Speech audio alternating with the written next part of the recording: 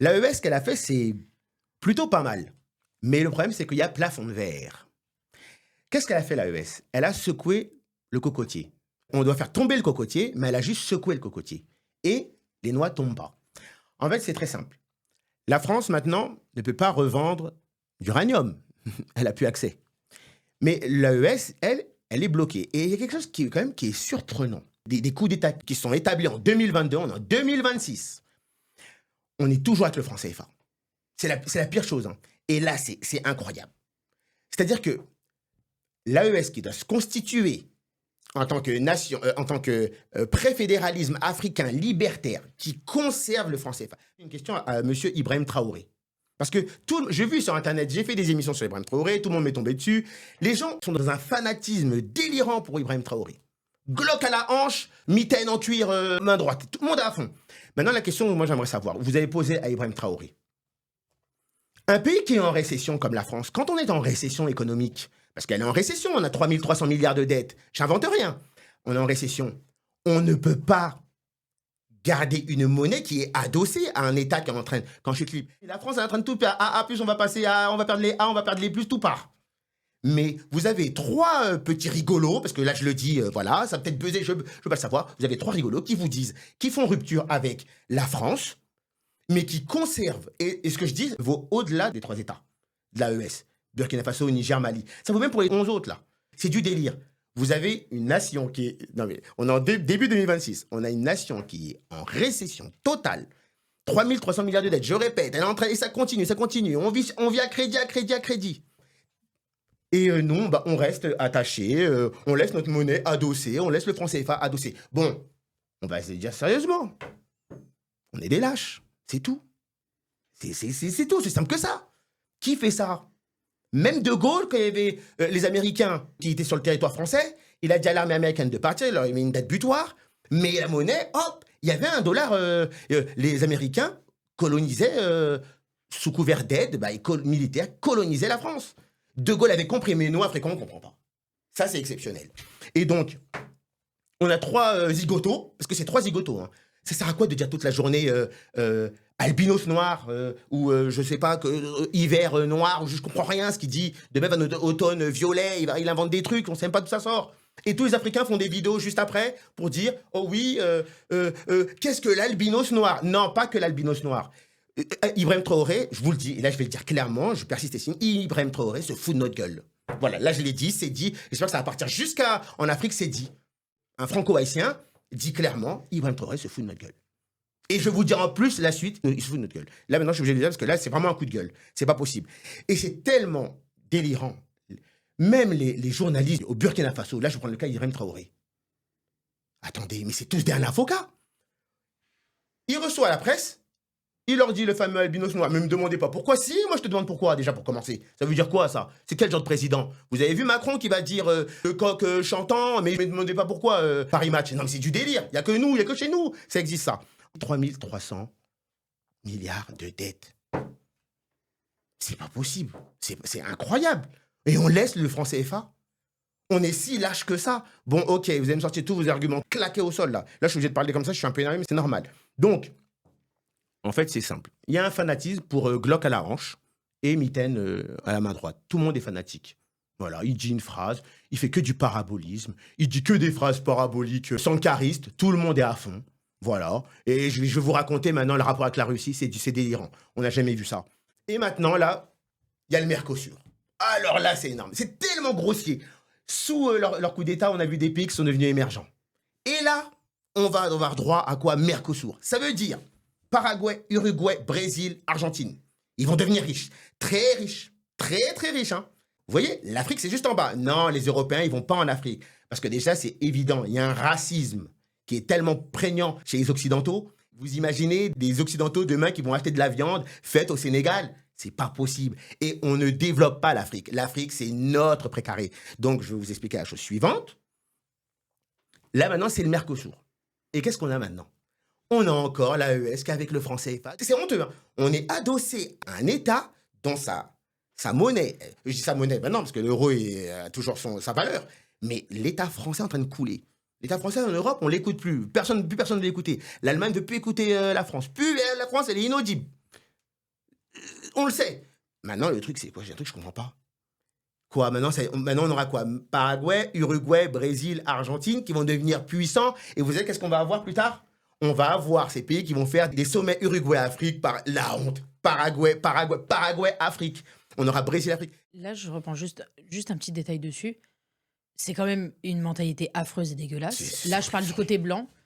Je parle pour le côté blanc. Je suis désolée. Quand les Blancs aussi signent des accords Mercosur avec l'Amérique latine et qu'ils veulent pas aller en Afrique alors que l'Afrique, pour certains pays, sont plus proches, mais ils veulent pas faire fabriquer, faire pousser des légumes, etc.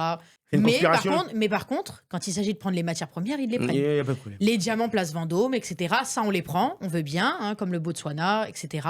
On prend toutes ces matières, l'Europe prenne toutes ces matières, mais pour aller faire de la nourriture, faire des fruits et légumes ou faire de l'agriculture, on ne parle pas d'Afrique. Voilà. Donc ça c'est aussi un point stipulé où c'est affreux. Donc, c'est une catastrophe. Moi, je vous le dis, réellement, ça fait belle lurette, je crois plus à l'AES. C'est du flan.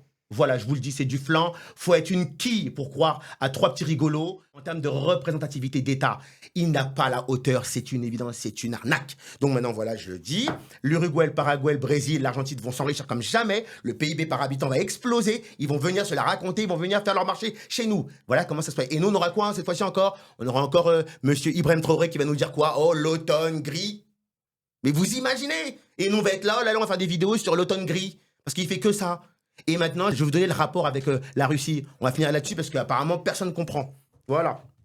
Donc, concernant la Russie, je le redis encore une fois, je l'ai dit dans une précédente vidéo, la Russie a bien colonisé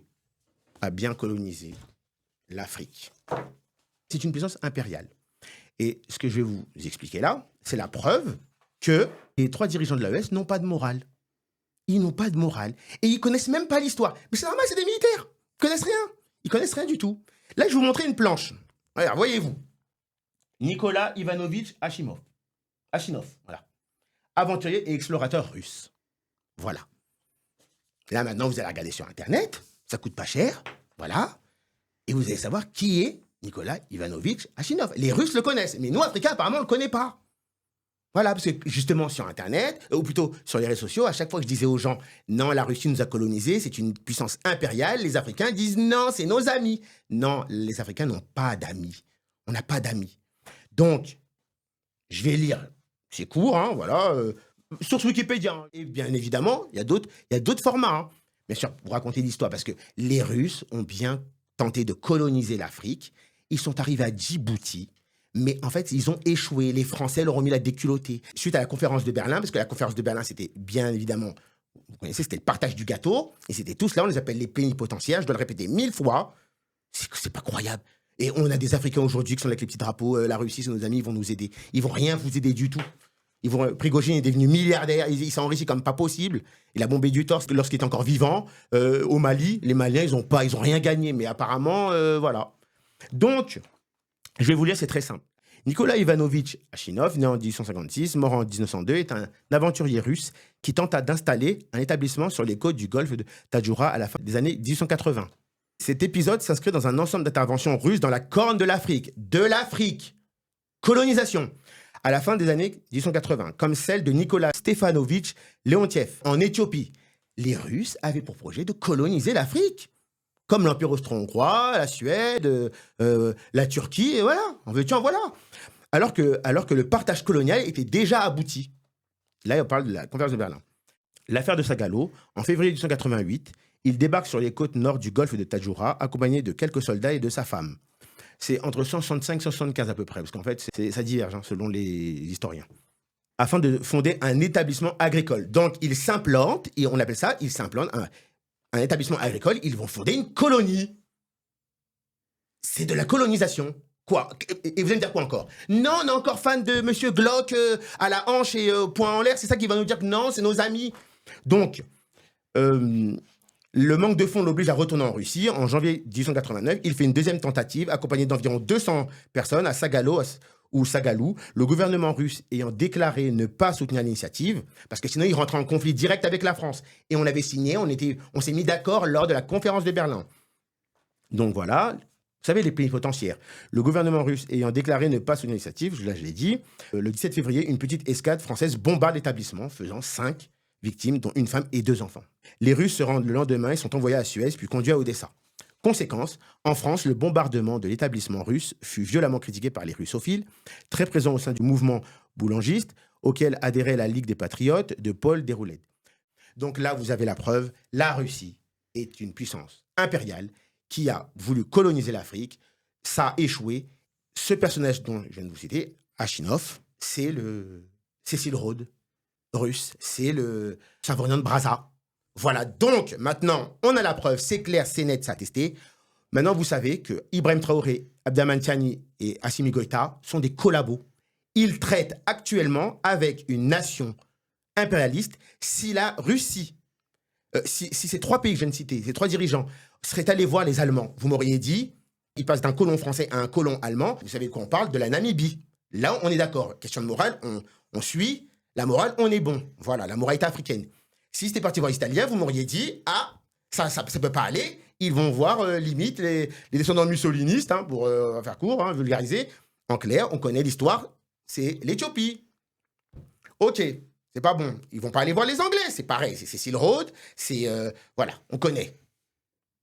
Bon, là, ils sont allés voir les Russes. Voilà 3 personnes qui collaborent avec un pays colon. Tout ça relève du tsarisme. Vladimir Poutine est un tsariste convaincu. Donc, je vous apprends rien. Voilà, je finirai là-dessus. La Russie est une puissance impériale, colonisatrice. Des Africains qui traitent avec ce genre d'individus sont des gens qui n'ont aucune morale, qui ne respectent pas leurs ancêtres. Il faut savoir une chose, la Somalie, c'est l'affaire de tous les Africains. La Djibouti, c'est l'affaire de tous les Africains.